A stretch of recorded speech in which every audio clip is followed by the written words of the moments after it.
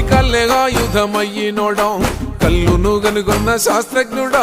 తల్లి ఎల్లమ్మకు వారసుడా తాటి చెట్టును మొక్కి తల్లంటావు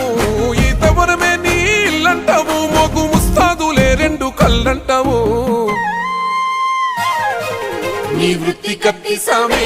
గౌడన్న ప్రాణంతో సెలగాటమే ముంతేడు కళ్ళు కోసం ఎంతటి త్యాగాన్ని కొడిగడతావే